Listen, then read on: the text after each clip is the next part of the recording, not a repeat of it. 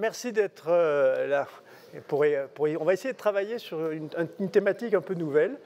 On a beaucoup parlé hier des droits individuels. On voudrait aujourd'hui parler des droits collectifs. Je ne sais pas si vous connaissez la mythologie grecque, mais dans la mythologie grecque, on considérait qu'à côté du dieu de la médecine, il fallait qu'un dieu de l'hygiène et un dieu du genre de vie. Il fallait être 3 dieux pour pouvoir.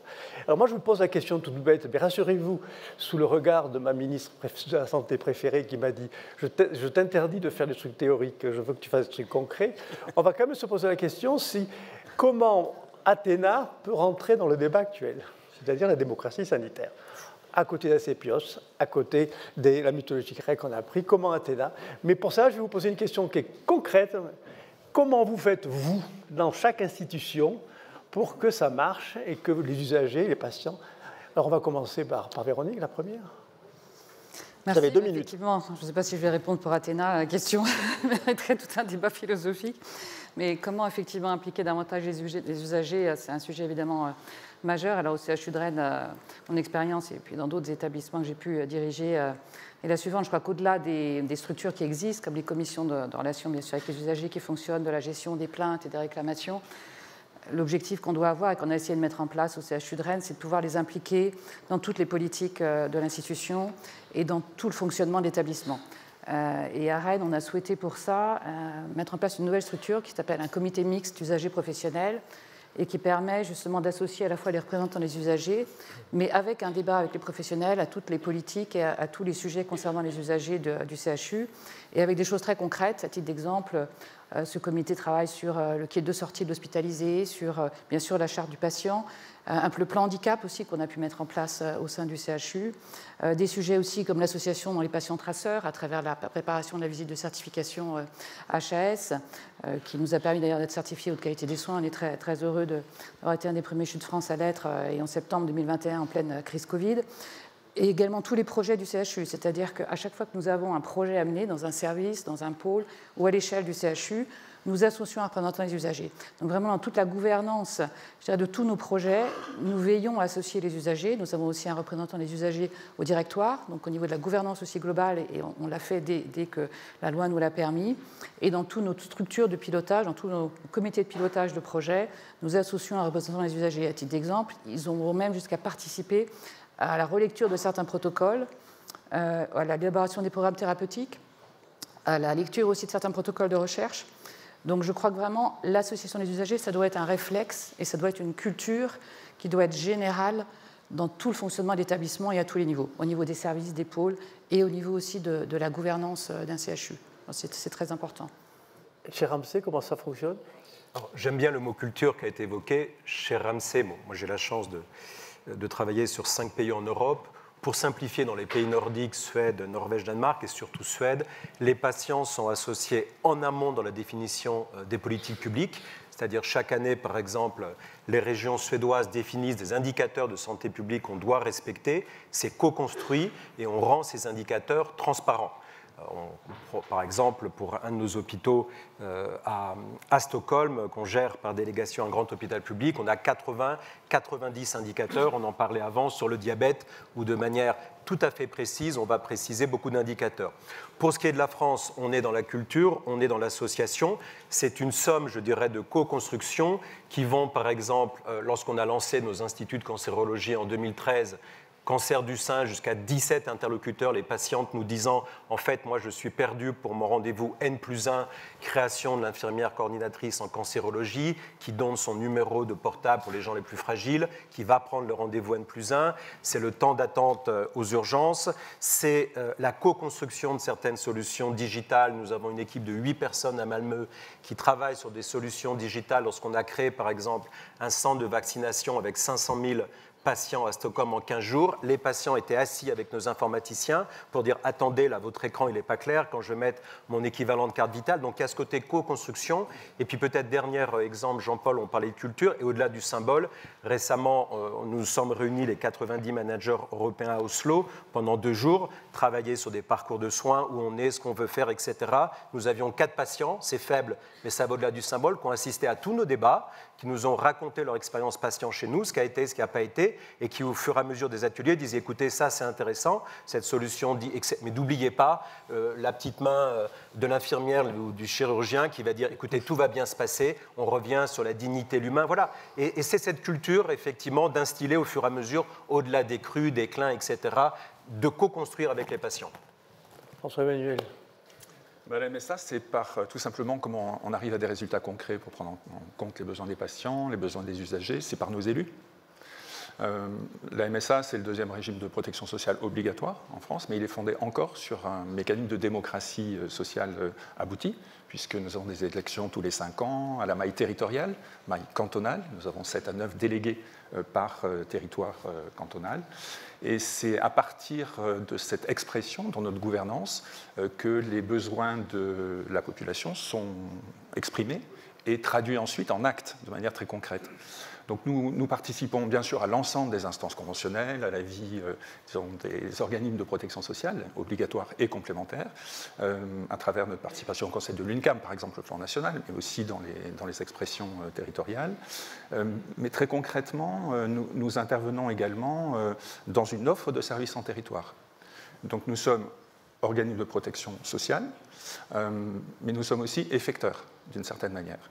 Et nous avons, par exemple, de ce point de vue, pour répondre aux besoins de la population dans les villages, dans les territoires ruraux, nous avons des interventions par un mécanisme associatif, par des associations qui portent, par exemple, des MARPA pour répondre aux besoins d'autonomie, enfin, de maintien à domicile des personnes âgées qui restent autonomes. Nous avons également une démarche l'expression là aussi des besoins exprimés par nos populations. Nous avons monté un dispositif de téléassistance, Présence Verte, qui est le premier téléassisteur en France et qui répond là, et c'est une création là aussi agricole, des représentants du monde agricole, parce qu'il y avait un besoin qui était exprimé pour accompagner les situations. Nous avons également, alors on est dans la marche du système de santé, mais on est vraiment sur le bien-être, nous avons également à partir de ces élus, des demandes de nos élus, créé des mini-crèches en milieu rural, pour répondre à des besoins spécifiques. Nous avons participé, et depuis 20 ans, au traitement du mal-être des populations agricoles, à partir de la construction d'un réseau de sentinelles territoriales de proximité, et nous avons créé un dispositif qui s'appelle Agri-Écoute, et qui aujourd'hui est ouvert 24/24 avec des professionnels, psychologues, qui sont à disposition de l'ensemble du monde agricole et rural pour traiter aussi les situations de crise du mal-être. C'est un exemple très concret, si vous voulez, de création de services qui répondent aux besoins spécifiques de nos populations à l'initiative des usagers, de nos élus, puisque ce sont eux qui, dans la gouvernance de la MSA, portent ces projets que nous construisons ensuite avec nos équipes administratives au service non seulement des populations qui relèvent du régime agricole, mais aussi de l'ensemble des populations rurales, puisque le Code rural, c'est assez mal connu, nous demande d'intervenir pour le compte de la totalité de la population en ruralité. Et nous avons donc une action très concrète qui nous permet d'être l'expression, à travers cette représentation quasiment historique, sans remonter à l'Antiquité grecque. Mais c'est dans nos gènes. Voilà, on ne remonte pas à l'Antiquité grecque, mais on est quand même les héritiers modernes et adaptés à la situation d'aujourd'hui de l'origine de la protection sociale, dans ce qu'elle est d'engagement, dans ce commun qui est la protection sociale du monde agricole et rural. Et ce sont nos élus qui sont des bénévoles et qui, dans le modèle par exemple MARPA, nous avons un modèle qui tient compte aussi de ce bénévolat, qui nous permet d'avoir des prix qui répondent aussi à la situation économique de nos campagnes. Alors concrètement, quand on est représentant des patients, comment on fait pour faire avancer le débat? Moi j'aimerais bien acheter le modèle suédois. Donc je suis aujourd'hui le représentant de l'Union nationale des associations agréées du système de santé. Pas simplement que des patients, des usagers du système de santé. Mon union, aujourd'hui, qui comporte une bonne centaine d'associations, de patients, mais aussi des personnes âgées, des consommateurs, des familles, des handicaps, etc., etc.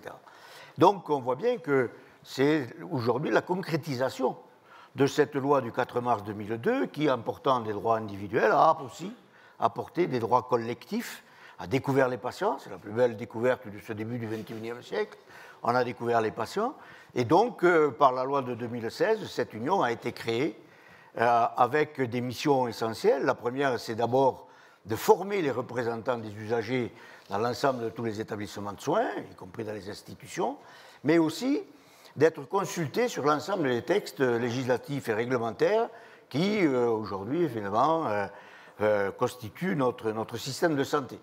Donc, c'est bien en France, l'Union France Asso Santé est aujourd'hui le représentant de la démocratie en santé dans ce système-là qui reste effectivement en perpétuelle évolution, qui doit passer aujourd'hui de la représentation à la participation, avec une véritable culture de la participation, de la confrontation, du dialogue permanent qui doit se créer avec l'ensemble des acteurs, pas simplement les professionnels de santé, mais aussi les institutions et bien d'autres.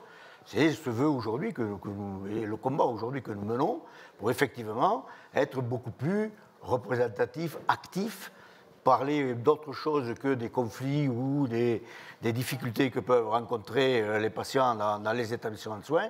Il y a bien d'autres sujets aujourd'hui sur notre système de santé, particulièrement les déserts médicaux, les recours aux premiers soins, etc., les restes à charge, etc. Et donc tout cela fait partie effectivement aujourd'hui de la concertation que nous voulons mener avec l'ensemble des responsables et des institutions, mais effectivement, parfois, c'est beaucoup plus compliqué que ce que nous le souhaiterions.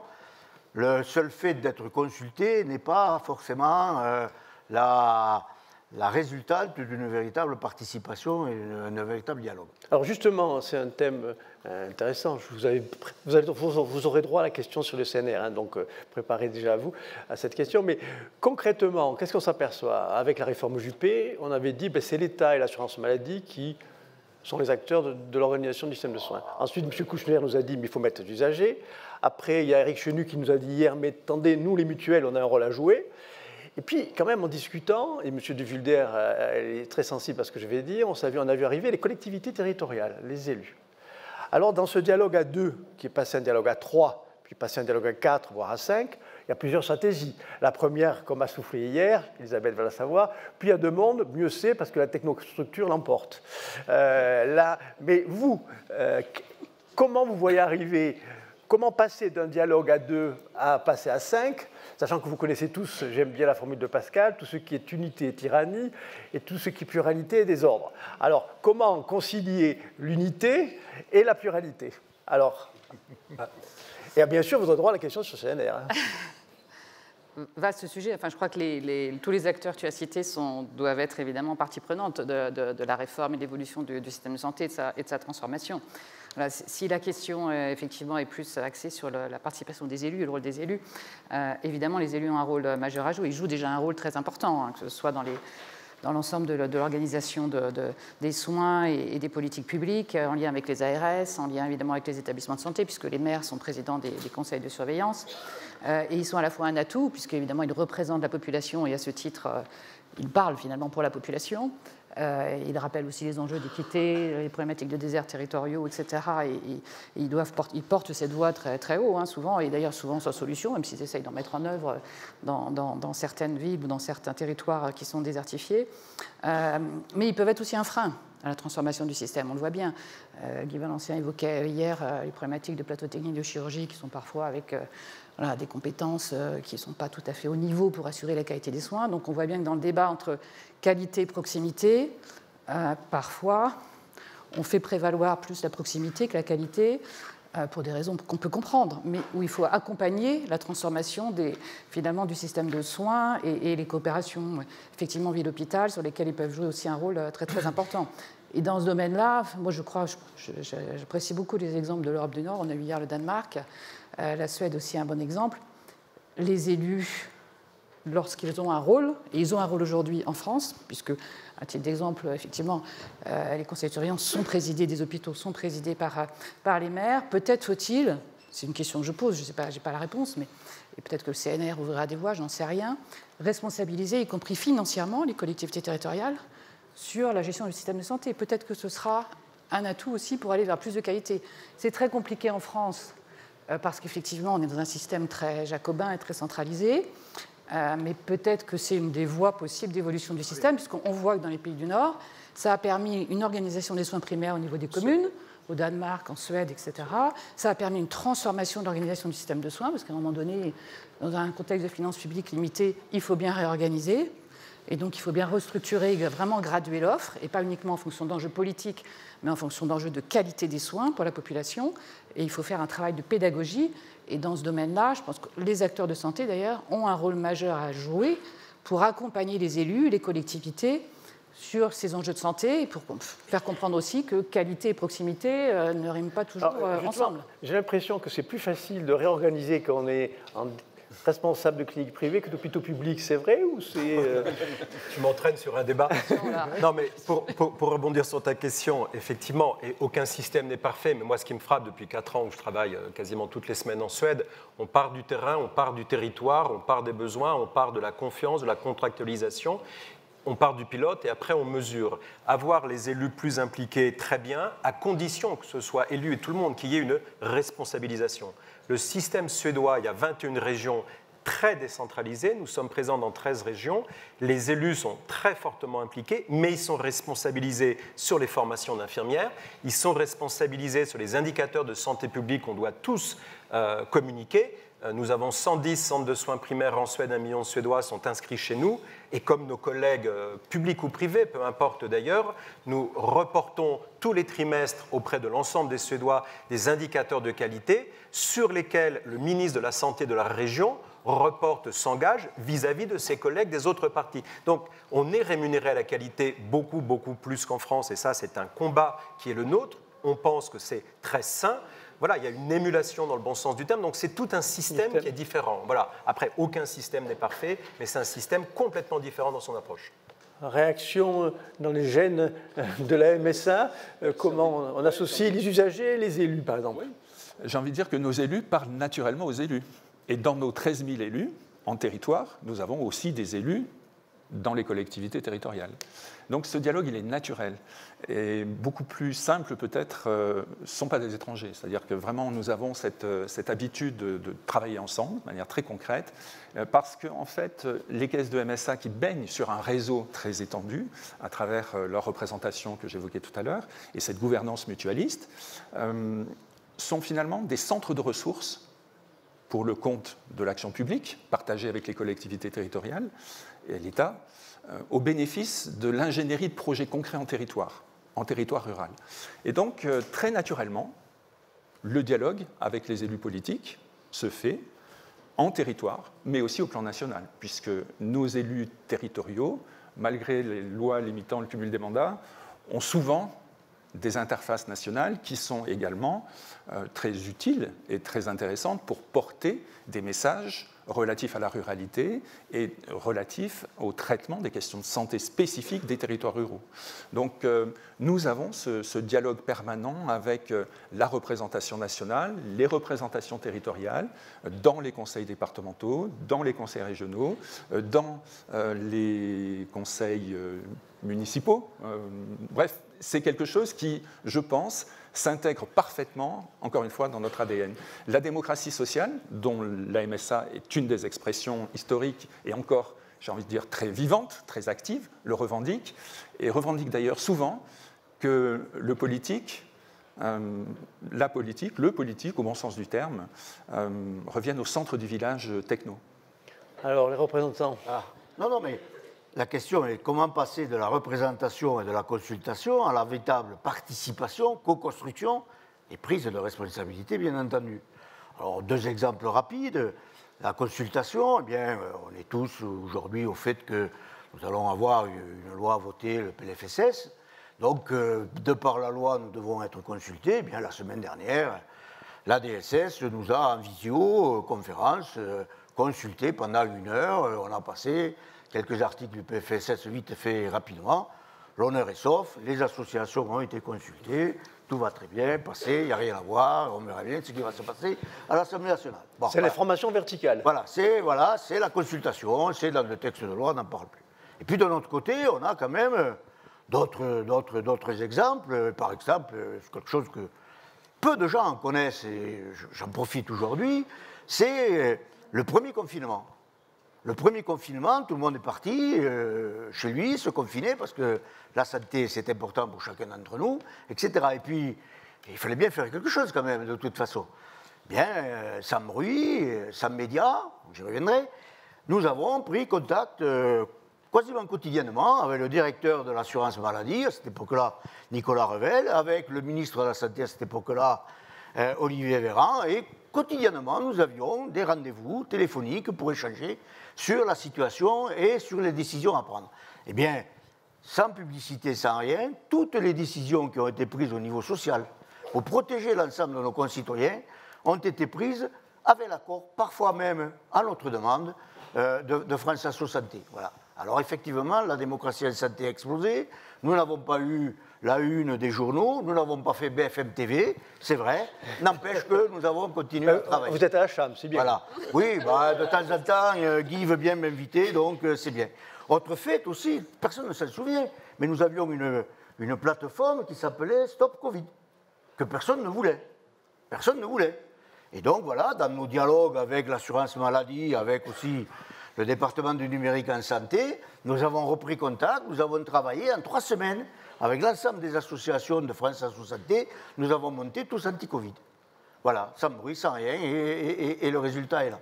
Donc je pense qu'il y a 2 façons aujourd'hui, et demain encore plus, de faire participer les citoyens, parce qu'au-delà des usagers ou des patients, ce sont bien les citoyens, particulièrement au niveau des territoires, et on verra bien ce que nous présentera le ministre lundi dans sa CNR Santé. Bien, comment faire participer les citoyens véritablement sur les territoires, comment répondre aujourd'hui aux attentes et aux besoins d'une population et de mettre une offre véritablement en adéquation aux attentes et aux besoins d'une population. Il y a une réaction de la MSA.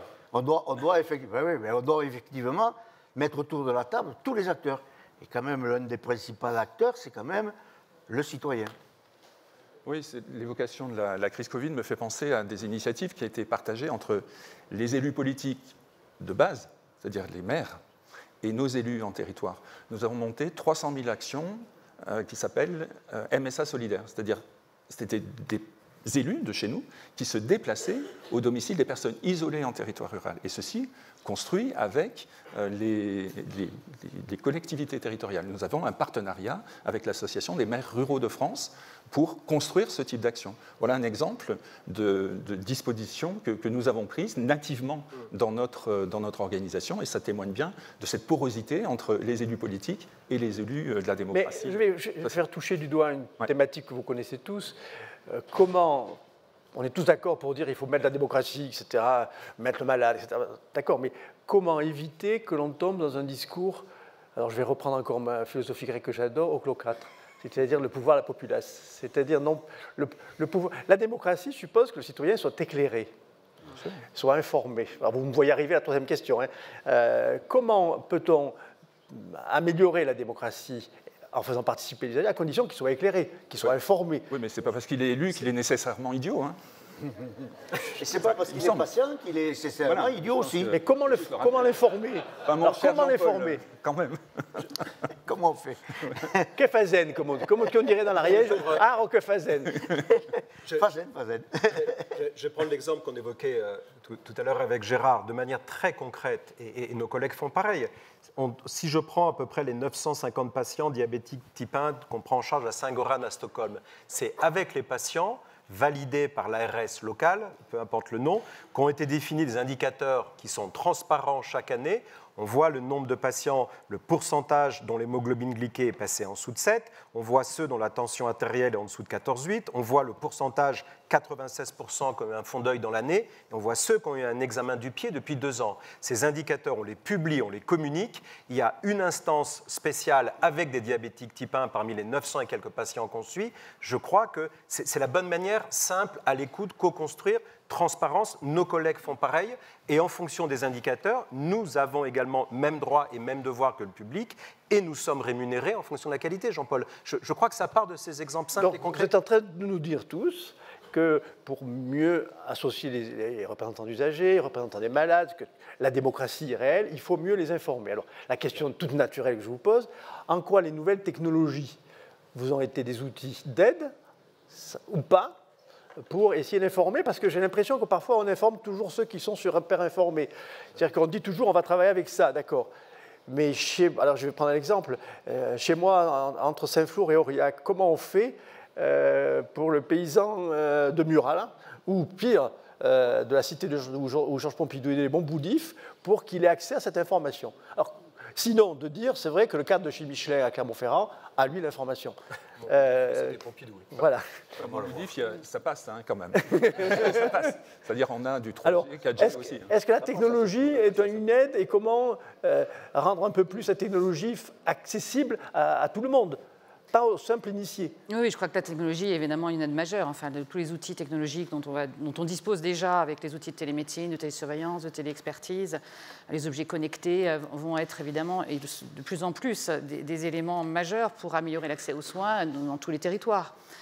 Et pour favoriser aussi la lutte contre les inégalités de santé, puisqu'on l'a vu dans l'épisode Covid, la longue crise Covid, les cas Covid, les morts Covid se sont concentrés quand même dans des zones très défavorisées, particulièrement dans l'Île-de-France, mais c'est vrai aussi dans l'ensemble du territoire national.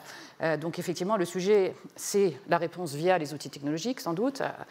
À Rennes, on a beaucoup investi dans le numérique, dans la téléexpertise, dans la télésurveillance. On suit des insuffisants cardiaques, une cohorte de plusieurs centaines de patients par télésurveillance. On a mis en place de la téléexpertise, à titre d'exemple à Vannes, pour pouvoir permettre que les AVC soient pris en charge en neuroradiologie interventionnelle sur le Morbihan et qu'il n'ait pas besoin de se déplacer sur Rennes.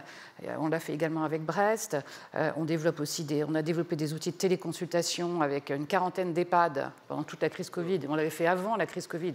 Et c'était essentiel pour pouvoir offrir une compétence gériatrique à ces équipes qui étaient en très grande difficulté dans les EHPAD pendant toute la gestion de crise. Donc, évidemment, les outils technologiques vont être un élément majeur, un levier de transformation du système de santé.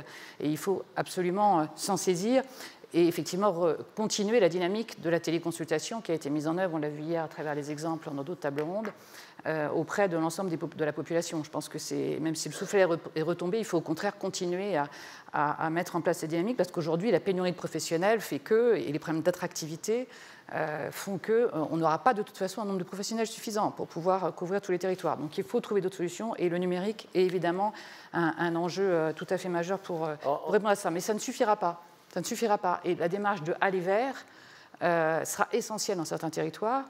On parlait des personnes âgées isolées ou de certaines catégories socio-professionnelles. Voilà, il faut aussi des dispositifs d'aller vers pour pouvoir réduire les inégalités d'accès aux soins, puisqu'on le sait, effectivement, le cadre supérieur de Michelin n'a pas le même accès aux soins, ou nous-mêmes, nous tous autour de la table, que une personne âgée isolée dans un territoire rural ou quelqu'un qui vit dans une tour en grande banlieue. Donc, évidemment, il faut... Les outils technologiques, c'est bien, mais il faudra aussi accompagner la fracture numérique, parce qu'on sait que toutes ces catégories de population, souvent, ne sont pas celles qui ont le réflexe de pouvoir accéder justement à tous les outils numériques. Alors, on a la chance d'avoir à la fois quelqu'un qui regarde la France, regarde les pays étrangers. Alors, dans le modèle nordique, est-ce qu'ils ont trouvé des solutions Peut-être 3 exemples. Un Suédois, Danois, un Suédois et un Français, en écoutant également Véronique, par exemple, dans la continuité des soins ou dans la prise en charge des médicaments. Pays assez digital, beaucoup de start-up. Un des drames, vous le savez, maladie chronique, près de 30% des patients ne prennent pas tous les jours le médicament qu'ils devraient prendre. Dans la région de Göteborg, nous sommes en expérience pilote avancée avec une start-up suédoise Frisk. Quelqu'un, par exemple, qui doit prendre tous les jours un hypotenseur, petit robot à domicile, l'hypotenseur est réglé pour apparaître à 16 heures. Si le médicament, 1 heure après, n'a pas été pris dans nos centres de soins primaires, on est informé. Et une infirmière va faire un appel sortant pour dialoguer avec le patient, la patiente, en disant, voilà, a priori, vous n'avez pas pris votre médicament. Tout à l'heure, on évoquait la charge mentale tous les jours, dialogue, etc. La souplesse, la flexibilité de pouvoir faire ça. Un autre exemple dans la région de Stockholm, nous couvrons 70% à la demande de la ministre de Santé de la région de Stockholm la nuit. Les centres de soins primaires à Stockholm, grosso modo, ferment à 18h, ouvrent à 9h. Il y avait un problème de continuité des soins la nuit vis-à-vis du patient ou aller aux urgences pour des besoins non nécessaires. Nous avons une équipe de 350 infirmières aides-soignantes qui, en continuité des soins, vont au domicile. Problème de cathéter, problème d'insuline, etc. Voilà, un exemple français. Et tout ça vient de l'écoute des patients, tout simplement. Comme beaucoup de nos collègues en France, et peu importe le statut, nous avons lancé maintenant, il y a 5 ans, un outil d'admission en ligne. On a 900 salles d'opération en France. Aujourd'hui, 45% des patients font toutes les démarches à domicile. 2 millions de patients presque chaque année, dans l'écoute, dans la foire aux questions, les attentes. Il y a 18 mois est remonté, oui, j'aimerais bien, quand je reviens chez moi, je suis âgé, la livraison des médicaments à domicile. On vient de lancer ce service avec une start-up française, de proposer la livraison des médicaments à domicile. Appelons ça continuité des soins, écoute des patients, et qui d'ailleurs revient, et soyons positifs, dans les 15 objectifs de la HAS, dans la nouvelle certification, on va plus vers une obligation de résultat, et plus il y a un objectif spécifique, s'engager à l'écoute individuelle et collective des patients. Ça, c'est bien, ça nous oblige. Alors bien sûr, on va en question simple à la MSA, quelle perspective vous avez? On a une stratégie, disons, omnicanale, hein, comme tout le monde, de manière très claire, pour accompagner les patients ou contribuer à, disons, une fonction de conciergerie du système de santé qui soit efficace. Donc j'y reviendrai. Mais ce que je veux dire, c'est que les outils, c'est bien, mais il faut quand même des vrais gens qui parlent à des vrais gens. Donc nous avons des élus que nous formons, qui sont des ambassadeurs et des vigies en territoire, sur la prévention en particulier. Et donc, eux, ils parlent avec leurs mots, formés, accompagnés par nos équipes, pour mener un certain nombre d'initiatives dans les territoires à destination de la totalité de la population. Nous avons aussi, bien sûr, développé des applications qui sont spécifiques pour former nos élus, pour les animer. Nous avons un applicatif qui est diffusé à tous nos élus sur leur smartphone, qui permet une formation continue, qui est à l'initiative de la commission d'action mutualiste de la caisse centrale de la MSA. Nous avons également un certain nombre d'applications newsletter pour leur permettre une information très, très régulière. Ça a été largement développé pendant la crise Covid, puisque c'est un des vecteurs d'information extrêmement spécifiques. Et ça permet, grâce à ces outils, que les vrais gens, encore une fois, en territoire, parlent aux vrais gens. Et ils le font de leur propre initiative, de manière singulière, dans des colloques, entre guillemets, singuliers ou collectifs, puisqu'il y a des réunions collectives qui sont effectuées, mais ils le font également par l'intermédiaire des maisons France Service. Je voudrais juste une petite incise, puisque nous sommes partenaires de l'ensemble des maisons France Service aujourd'hui. C'est une manière de réparer les territoires ruraux, de réinstaller du service public en territoire, mais nous sommes opérateurs. La MSA a voulu être opérateur, c'est-à-dire porteur d'un certain nombre de maisons France Service. Nous avons 72 qui sont labellisées aujourd'hui, et dans ces maisons France Service, notre service plus, au-delà du cahier des charges, c'est justement d'apporter, le cas échéant, un conseil supplémentaire. Je veux également indiquer que nous sommes présents dans l'espace numérique santé. Nous allons être labellisés, enfin nous allons mettre à disposition le Mémo Santé Enfant, cet applicatif qui fait partie des 10 premiers applicatifs dans le store de l'ENS, donc Mon Espace Santé, à partir du 10 octobre. C'est une création de la MSA. Ce sont des conseils de prévention individualisés, personnalisés pour chacun des parents, pour leurs propres enfants. C'est une sorte de carnet de santé de l'enfant, mais modernisé et développé et étendu à des missions de prévention. Nous avons également expérimenté pendant plus de 2 ans une plateforme à l'échelle de la région Centre-Val de Loire, qui s'appelait LISI, qui était une sorte de préfiguration de ce que pouvait être une conciergerie du système de santé qui permettait d'accéder à la population, d'accéder à des services de prévention personnalisés. Donc nous avons fait ce test pendant 2 ans et nous allons déployer un peu autrement maintenant cette disposition. Alors, qu'est-ce que tu dis, toi, quand tu les entends, tu dis, mais tout est fait, là, c'est pas la peine. Oui, on n'a plus grand chose à faire, c'est bien, on va pouvoir prendre notre petite retraite. Non, je pense qu'aujourd'hui, le numérique doit être un numérique humaniste. Il doit créer du lien entre l'ensemble des acteurs. Alors, tout d'abord, effectivement, ceux qui sont éloignés, les plus éloignés, le aller vers, comment on récupère l'ensemble de nos concitoyens à comprendre ce qui se passe aujourd'hui avec ces nouveaux outils. Il y a quelques ambassadeurs, il y a quelques initiatives, que ce soit par les institutions. Je pense que le milieu associatif a un rôle aussi éminemment important pour mobiliser leur propre communauté, pour pouvoir effectivement s'accaparer particulièrement de Mon Espace Santé. Les pharmaciens, les gens qui sont sur le terrain sont aussi des endroits où l'on peut acculturer l'ensemble de nos concitoyens. Mais il n'y a pas que. Il y a quand même la coordination de l'ensemble de tous les acteurs. Il faudrait aussi quand même que ces outils-là soient mis à la disposition, ils le sont, mais soit utilisé par l'ensemble des professionnels de santé, logiciel métier interopérable, messagerie sécurisée, etc., etc., remplissage de mon espace santé. Si nous voulons progresser effectivement dans plus de liens, plus de participation, plus d'acculturation de nos concitoyens pour le système de santé, il faut utiliser les outils. Et ceux qui sont effectivement aujourd'hui les acteurs et les professionnels de santé doivent s'imposer ce genre de méthodologie. Donc on voit bien aujourd'hui que dans cette refondation du système de santé, on a quelques outils, on a quelques intentions, restent effectivement les bonnes volontés des uns et des autres, peut-être quelques petites pressions amicales pour pouvoir arriver effectivement Avant de donner la parole, tu avais écrit, hein, j'ai quand même regardé ce que tu avais écrit, tu avais dit qu'avec la réforme Kouchner, on était au milieu du gué. Alors on est toujours au milieu du gué, on a fait marche arrière, on a coulé, on est arrivé à la berge, on est où là ? Non, on n'est peut-être pas encore sorti de la rivière, loin s'en faut, mais on commence à avoir une berge proche et je pense que c'est là où il faut redoubler les efforts. C'est là où il faut entraîner parce que tu disais, mais comment on fait travailler les gens ensemble? Mais moi, je crois à l'intelligence collective. Après, il faut savoir faire. C'est pas le fait de mettre des gens autour de la table que la lumière va jaillir. Donc comment, effectivement, on apprend à s'écouter, parce que dans ce pays, on ne s'écoute pas beaucoup. Comment on est bienveillant, comment on est respectueux des uns et des autres. Je pense qu'effectivement, ça peut prendre un peu de temps, mais les résultats sont certainement beaucoup plus intéressants quand on fait un bon travail d'équipe que quand on réussit tout seul. Tout seul, on flatte son ego. En équipe, c'est beaucoup plus important, oui. Ça entraîne quand même beaucoup plus de monde. Dans cette même logique et de manière très concrète, très pragmatique,